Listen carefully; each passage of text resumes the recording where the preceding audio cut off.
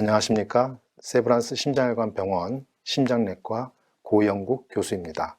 제가 오늘 말씀드린 내용은 대동맥 스텐트 그라프트 삽입술 관련된 내용입니다. 대동맥은 심장에서 나오는 가장 큰 동맥입니다. 산소가 풍부한 혈액을 심장에서 온몸으로 전달하는 역할을 하고 있는데요. 대동맥은 지팡이 같이 생겨서 상행대동맥, 대동맥콩, 하행대동맥, 또 복부대동맥으로 분류되고 있습니다. 정상 직경은 심장에서 나오는 부분, 흉부에서는 약 3에서 3.5cm, 그리고 하방으로 갈수록 점점 가늘어져서 복부에는 2cm 정도의 크기를 보이고 있습니다. 대동맥류는 대동맥이 부풀어져 있다는 뜻인데요. 대동맥류의 정의는 정상보다 1.5배 직경이 증가한 경우를 말합니다. 따라서 흉부 대동맥류의 경우에는 5cm 이상, 또 복부 대동맥류의 경우에는 3cm 이상 커져 있을 때 얘기를 하고요. 흉부에서는 5.5cm 또는 6cm 이상 될 경우에, 또 복부에서는 대동맥류가 5에서 5.5cm 이상 커졌을 경우에 수술 또는 시술을 필요로 하게 됩니다. 대동맥류가 어디에 위치하느냐에 따라서 상행 대동맥류, 대동맥궁의 동맥류, 하행 대동맥 대동맥류, 복부 대동맥류 이렇게 분류되게 됩니다. 대동맥 박리증은 우리 벽지가 이렇게 틀어져서 너덜거리는 것처럼 대동맥의 내막이 틀어져서 분리되는 경우를 얘기를 합니다. 손상된 대동맥 내막에 혈류가 유입되면서 대동맥 벽이 내층과 외층으로 두 층으로 분리되면서 찢어지는 그런 형태를 얘기를 하는데요. 대동맥 내막이 이렇게 박리가 되게 되면은 혈액이 흐르는데 갑자기 차단이 발생해서 각 장기에 혈류가 전달되는 것이 방해가 돼서 장기 손상이 나타나거나 또는 대동맥이 약해져서 팽창해서 파열될 위험에 놓이게 됩니다. 대동맥 박리증이 어디에 위치하느냐에 따라서 드베키 1형, 2형, 3형 이렇게 나누기도 하고요. 스탠포드 A형, B형 이렇게 나누기도 합니다. 대개는 상행대동맥에 박리증이 나타날 경우에 스탠포드 A형, 그 다음에 하행대동맥만 나타날 경우에는 B형 이렇게 분류되고 있습니다. 위험 요인으로는 대동맥경화 같은 경우에 동맥경화증으로 인해서 이런 노화 현상이죠. 대동맥 벽 내에 노폐물이 쌓이고 염증으로 인해서 정상적인 혈관 조직이 파괴되면은 여기에 계속 혈압이 가해져서 혈관벽이 점점 팽창하게 되는데요. 이것이 이제 결국은 대동맥류로 발전하게 됩니다. 위험 요인으로는 이제 고령의 나이, 고혈압, 흡연, 또 고지혈증 이런 요인들이 작용을 하고요. 드물게는 유전적인 원인이 대동맥류의 원인으로서 작용하기도 하고 젊은 층에서 이런 경우에는 흔히 나타납니다. 그 외에도 염증, 감염, 또 외상에 의해서도 발생할 수 있습니다. 대동맥 박리증의 경우에는 동맥경화증, 고혈압 이런 것도 원인으로서 작용할 수 있지만 특히 말판 증후군과 같은 유전성 질환, 선천성 질환, 또 흉부 외상에 의해서 더 흔히 발생할 수 있습니다. 특히 남성에서 더 잘 생기며 50대, 60대에서 흔하게 관찰되고 또 유전성 질환의 경우에는 이런 현상이 더 일찍 나타나기도 합니다. 예, 스텐트 그라프트는 천으로 쌓여있는 철망을 말합니다. 오른쪽 그림을 보시면 스텐트 그라프트 모양이 있는데요. 흉부 대동맥류에 삽입을 하게 되면은 혈액은 요 스텐트 그라프트 안쪽으로만 흐르게 되고 대동맥류 쪽으로는 혈류가 차단이 되면서 대동맥류가 더 이상 팽창하는 것을 예방할 수 있습니다. 하지만 이 스텐트 그라프트가 위치하는 부위의 가지혈관이 어디에 있냐에 따라서 경우에 따라서는 이 가지혈관을 막아야 될 수도 있는데요. 그렇게 되면 이 가지혈관으로 가는 혈류를 확보하기 위해서 우회 수술을 같이 시행할 필요가 있을 수도 있습니다. 또한 이러한 스텐트 그라프트를 고정하기 위해서 여기 오른쪽 아래 그림을 보시다시피 혈관 내 이식병 고정술이라는 이런 나사를 삽입해서 이 혈액이 대동맥류로 유입되는 것을 좀 더 확실하게 예방하는 시술을 필요할 수도 있습니다. 복부 대동맥 류회 같은 경우에는 스텐그라프트가 흉부 대동맥과는 달리 요 바지 가랭이처럼 생겼는데요. 이 오른쪽 복부용 스텐트 그라프트 형태를 보시게 되면은 이러한 스텐그라프트는 대동맥 류에서 이렇게 조립하게 되면 이 바지 가랭이와 같은 그런 형태를 나타나게 됩니다. 그런데 복부 대동맥 류도 같이 이어진 장골동맥의 형태에 따라서는 추가적인 내장골동맥 색전술 또는 신동맥, 여기에 추가적인 스텐트 그라프트 삽입술 또는 이 나사와 같은 혈관 내 이식편 고정술, 이런 추가적인 시술을 필요로 할 수도 있습니다. 다음은 시술 과정과 방법에 대해서 말씀을 드리겠습니다. 일반적으로 마취는 국소 마취로 시행이 되고 필요에 따라서는 안정제 투입을 해서 환자분이 편안하게 시술 받을 수 있도록 이렇게 시행이 됩니다. 하지만 수술적 절개가 필요할 경우에는 전신 마취를 필요로 하기도 합니다. 일반적으로는 양쪽 사타구니에 혈관을 동맥을 천자해서 바늘로 찔러서 여기에 관을 넣고 그리고 시술이 시행되지만 혈관이 좁아져 있거나 막혀 있는 경우에는 추가적인 수술로 접근을 할 수도 있습니다. 일단 혈관에 천자가 되면 유도관을 삽입해서 기구를 혈관 내로 삽입하게 되는데 보시다시피 대동맥류 위치와 형태에 따라서 말씀드린 바같이 이런 가지동맥, 분지동맥 색전술 또는 우회수술이 필요할 수도 있습니다. 여기 오른쪽 그림을 보게 되면 오른쪽 윗그림은 흉부 대동맥 류의 스텐트 그라프트 삽입술을 시행하는 모습을 보여주고 있고요. 오른쪽 아래 그림은 복부 대동맥 류에서 스텐트 그라프트 삽입술을 시행하는 모습을 보여주고 있습니다. 일반적으로 시술할 때는 조영제를 사용해서 대동맥 류의 형태를 확인을 하고 길이와 측정을 해서 최종적으로 적당한 사이즈의 스텐트 그라프트를 선택해서 삽입하게 됩니다. 시술이 끝나게 되면 천자 부위는 지혈기를 이용해서 지혈하게 되고 이것으로 충분하지 않을 경우에는 추가적인 지혈을 통해서 더 이상 출혈이 되지 않도록 마무리를 하게 됩니다. 일반적인 시술 시간은 1시간에서 2시간 정도 걸리고요.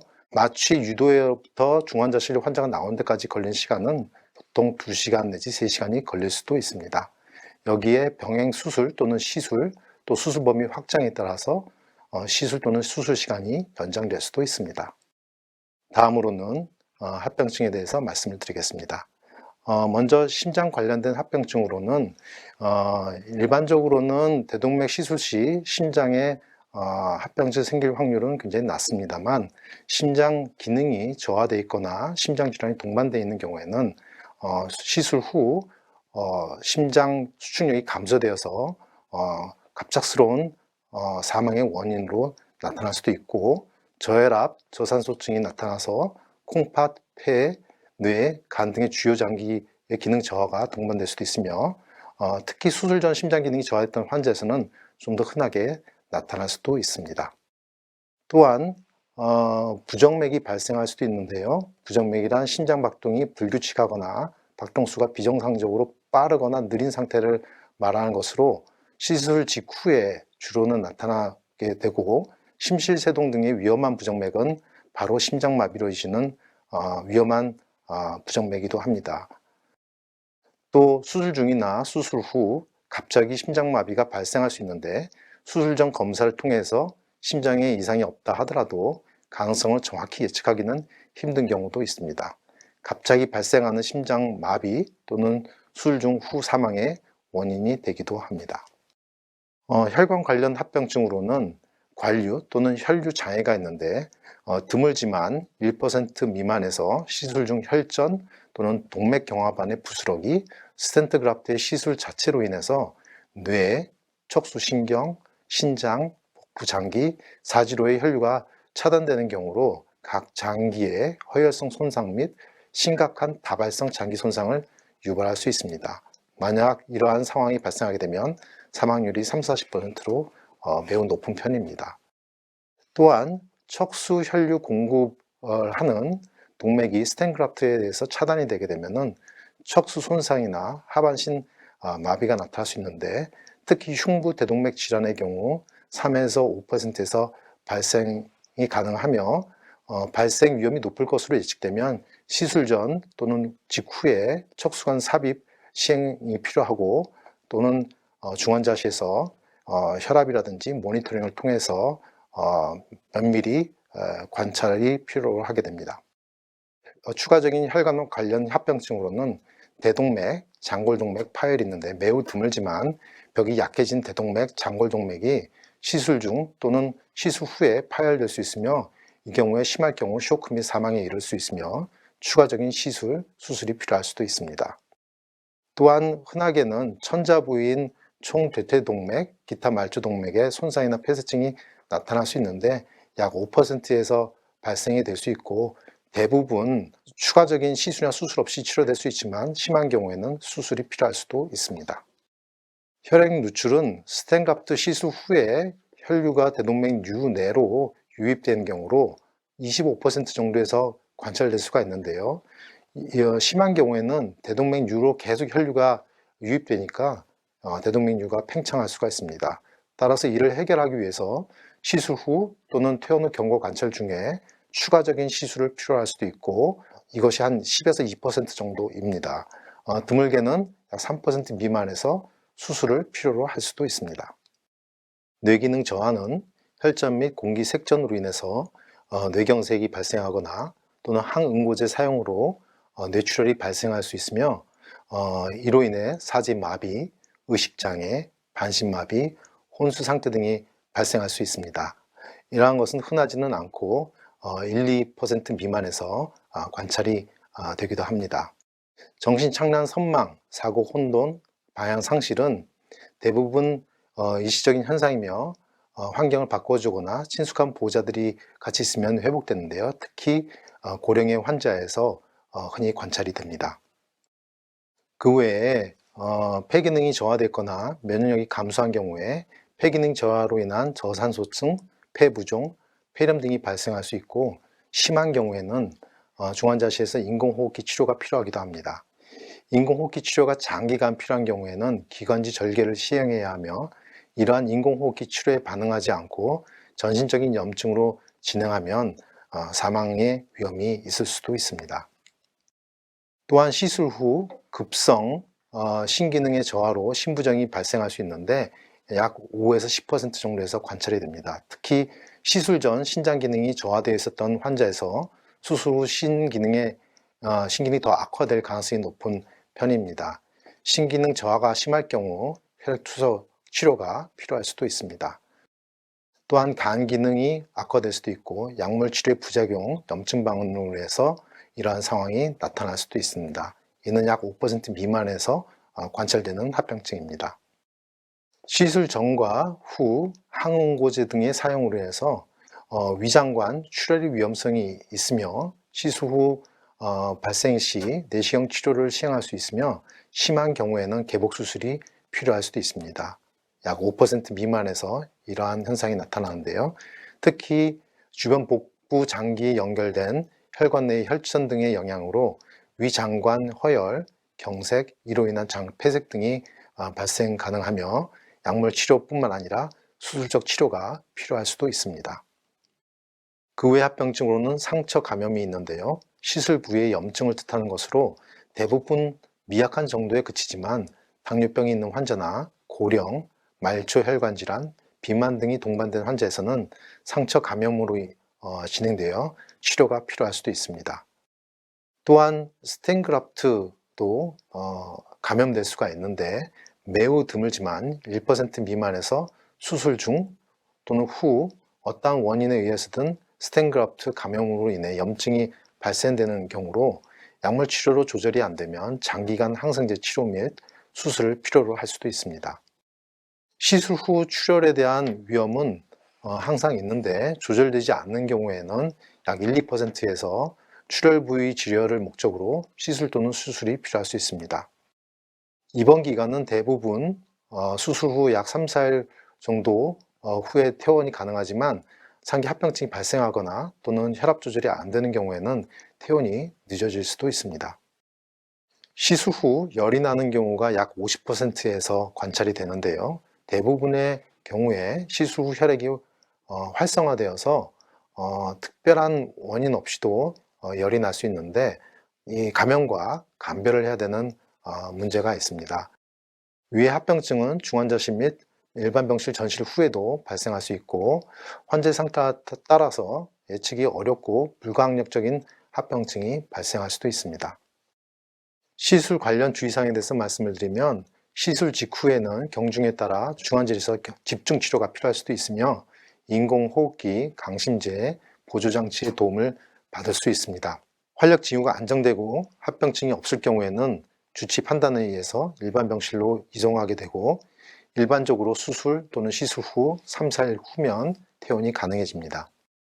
시술을 진행하면서 환자의 대동맥 상태를 확인한 후 시술의 범위 또는 방법이 변경될 수 있습니다. 시술 시행 도중 환자의 상태에 따라 미리 설명하고 동의를 얻을 수 없을 정도로 긴급한 방법의 변경 또는 수술 범위의 추가 요구가 되는 경우에는 이에 따른 수술의 시행 후에 지체 없이 그 변경 또는 추가의 사유 및 수술의 시행 결과를 환자 또는 대리인에게 설명하게 됩니다. 선택할 수 있는 다른 치료 방법으로는 개흉 또는 개복을 통한 수술적 치료입니다. 시술을 실시하지 않을 경우 발생할 수 있는 결과로는 갑작스러운 대동맥 파열로 급사가 나타날 수 있으며, 또 혈관 박리 또는 혈전 색전증의 진행으로 각 장기의 관류 장애가 발생하여 심각한 장기 부전으로 사망할 수 있습니다. 본원의 치료 성적은 국내 심장혈관 분야 최고의 수준을 보이며 후유증 내지 합병증의 발생률은 다른 기관에 비해 낮은 편입니다. 그러나 시술의 경과는 대동맥뿐만 아니라 환자의 연령, 전신 상태, 복합 시술의 여부, 기저질환의 정도, 환자의 심폐운동 능력 등의 영향을 받게 되며 상기 설명드린 시술 후 발생 가능한 합병증이 매우 중요하다고 할 수 있습니다. 세브란스 심장혈관 병원에서는 전문 시술팀이 주치의와 상의하여 시술을 시행하고 있습니다. 따라서 주치의가 직접 시술하는 것은 아닙니다. 시술 과정에서 환자의 상태 또는 의료기관의 사정, 응급 환자의 진료, 주치의 집도의의 질병, 출산 등 일신상의 사유, 기타 변경 사유에 따라 부득이하게 시술 집도의가 변경될 수 있습니다. 다만 시술 시행 도중에 환자의 상태에 따라 미리 설명하고 동의를 얻을 수 없을 정도로 긴급한 시술 집도의의 변경이 요구되는 경우에는 이에 따르는 수술의 시행 후 지체 없이 구체적인 집도의 변경 사유 및 수술의 시행 결과를 환자 또는 대리인에게 설명하게 될 것입니다. 수술 및 시술, 검사 후 통증 관리는 필요시 의료진과 상의하여 관리를 받을 수 있습니다. 감사합니다.